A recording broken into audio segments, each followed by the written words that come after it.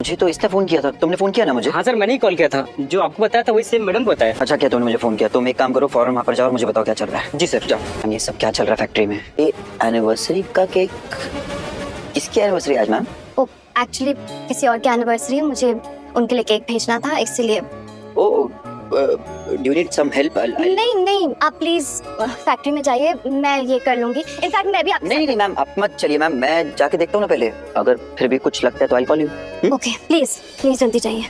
अभी ना वृंदा, सच में इस चोमू का ना तुम्हारे साथ चेप होना बहुत ज्यादा हो रहा है। ये बार बार कैसे चलाता है तुम उठा के तुम्हारे घर पे, और हाथ कैसे लगा रहा है? मैं अगली बार ना इसका हाथ दूसरे हाथ में दे दूंगा। मैं सच बता रहा हूँ, मुझे बहुत गुस्सा है। और तुम ये सब होने कैसे दे रही हो, मुझे ये समझ में नहीं आ रहा है। जैसे तुम सब कुछ होने दे रहे हो अंकल। मैं जानता हूँ मैंने तुम्हें बहुत हर्ट किया, मैं खुद बहुत हर्ट हो रहा हूँ।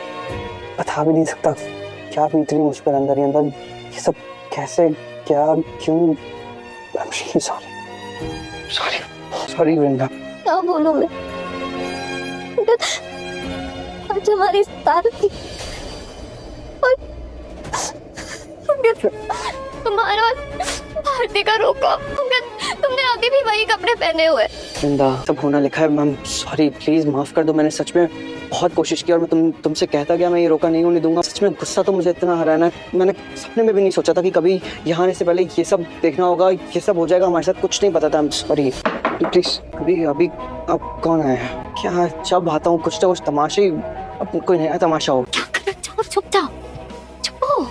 पता नहीं आप मतलब आप भी यहाँ। तुम जिस इंसान से प्यार करते हो उसकी सगाई किसी और से हो रही हो और तुम खुद वहां खड़े हो, उसे स्माइल करके सपोर्ट कर रहे हो। आज का एपिसोड एग्जैक्टली इसी इमोशंस टॉर्चर का लाइव वर्जन है, जहां हर कैरेक्टर टूट रहा है यहाँ, लेकिन ओपनली एक्सेप्ट नहीं कर रहा।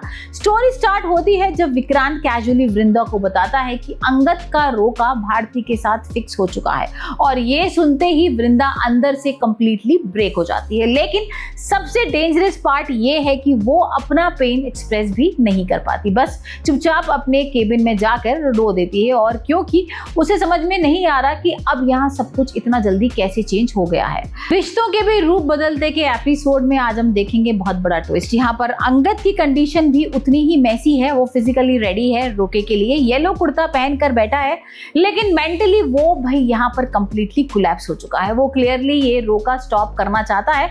वो एक्सक्यूजेस बनाता है, स्टमक पेन का यहाँ पर ड्रामा करता है, किसी तरीके से सिचुएशन से निकल जाए। लेकिन प्रॉब्लम ये है कि सर्कमस्टांसेस उसे कंटिन्यूअसली पुश कर रहे हैं कि, और जब वृंदा का कॉल यहाँ पर करने की कोशिश भी करता है तो उसका फोन भी नहीं जाता, ऑफ हो जाता है।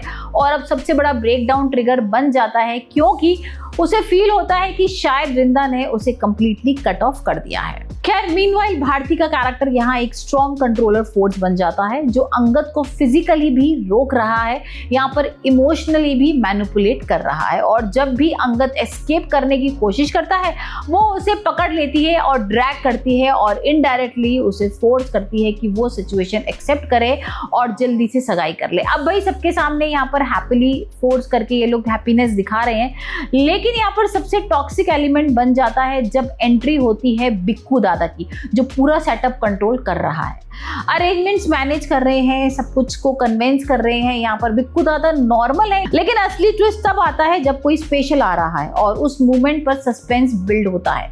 कौन आने वाला है नेक्स्ट सेकंड? वृंदा एंट्री लेती है आंखों में आंसू लेकर, और ये एंट्री पूरे सीन फ्लिप कर देती है। अंगद का रिएक्शन है यहाँ प्योर रॉ इमोशन, इनसिक्योर हो जाता है, गिल्ट फील कराता है, लिटरली बच्चों की तरह अपोलाइज करता है, वृंदा के सामने कान पकड़ता है, उससे सॉरी बोलता है। लेकिन यहाँ पर स्टोरी और ज्यादा डेंजरस हो जाती है क्योंकि बीकू दादा और भारती दोनों वृंदा पे इमोशनल प्रेशर डालना स्टार्ट कर देते हैं।